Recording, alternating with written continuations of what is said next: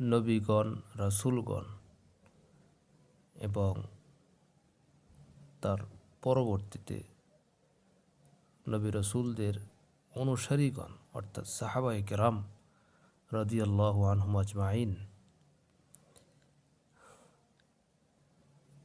এনারা ব্যতীত এনারা তো ভালো আছেন, উত্তমের ওপর উত্তম। নবী রাসূলগণ সবচেয়ে প্রথম সারির, তারপর সাহাবায়ে কেরাম। তারপরে যদি কেউ ভালো হয়, যদি সবচেয়ে ভালো হয় কেউ যদি, তাহলে আপনারা যাই কিছু মনে করেন, এটা আমার যায় আসে না।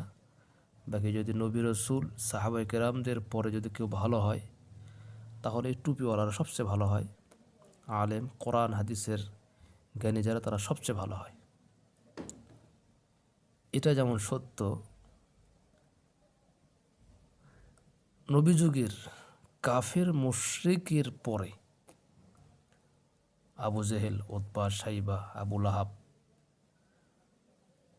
মুনাফিক, মুশরিক, কাফের, যারা সরাসরি ডাইরেক্ট রসুলের বিরুদ্ধাচরণ করত, মুখের সামনে গিয়া সরাসরি মুখোমুখি হয়ে গালিগালাজ করত, এদের পরবর্তী, এদের পরে, মানে এরা তো খারাপ নিকৃষ্ট মানুষ, এদের পরে যদি কেউ খারাপ নিকৃষ্ট হয়, তারও বেশি হতে পারে। বাকি ডাইরেক্ট রসুলের যুগের যারা রসুলকে দেখছে তারা তো সবচেয়ে ভালো, তো রসুলের যুগে রসুলকে দেখে যারা কটাক্ষ করছে তারা তো সবচেয়ে খারাপ। এরকম খারাপ তার দুনিয়াতে আসবে না। বাকি এদের পরবর্তীতে যদি কেউ সবচেয়ে বেশি খারাপ হয়, তাহলে আবার এই টুপিওয়ালারাই হয়, আলেমরাই সবচেয়ে বেশি খারাপ হয়। জানার পরে সবচেয়ে বেশি খারাপ হয় এই আলেমরা। ভালো হলে এই আলেমরা সবচেয়ে বেশি ভালো হয়, খারাপ হলে সবচেয়ে খারাপ এই আলেমরাই হয়। আমি আলেম হয়ে এই কথা বলতেছি, কারণ কি? কারণ একজন আলেম হওয়ার পরে সে নাস্তিক হতে পারে না, একজন টুপিওয়ালা হয়ে সে নাস্তিক হতে পারে না। কিন্তু যে নাস্তিক হয়, এর চাইতে নিকৃষ্ট আর কি হতে পারে এই যুগে?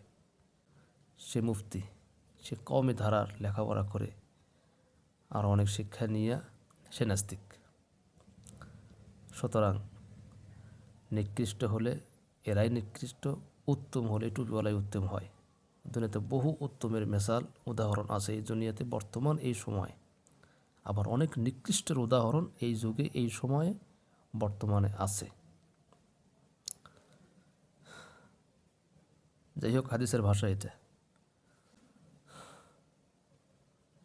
শিরারুল উলামা খিয়ারুল উলামা শিরারুল উলামা, উত্তম শ্রেষ্ঠ আলেম আবার নিকৃষ্ট সর্বনিকৃষ্ট আলেম, উলামায়ে সু যাকে বলা হয়। যাই হোক, হৃদায়তের চাবিকাঠি আল্লাহর হাতে। হৃদায়ত যদি না থাকে, কোরআন সারাদিন পড়ে থাকলেও আমার কপাল হৃদায়ত জুটবে না, আল্লাহ আল্লাহ জিকির করলেও হৃদায়ত জুটবে না। আমি আল্লাহ আল্লাহ জিকিরও করি, সুদ গ্রহণ করি, আল্লাহ আল্লাহ জিকির করি, গীবত করি, আল্লাহ আল্লাহ জিকির করি, নামাজ আদায় করি, মানুষের সম্পদ আত্মসাৎ করি, সম্পদ মেরে দিই। সুতরাং আমার আমলের বালতির তলা ফুটা নিয়ে আমল করলে যেরকম বালতি যেরকম ভরে না, ঠিক সেভাবে আমার এই আমলগুলো আমার নাজাতের উসিলা হবে না।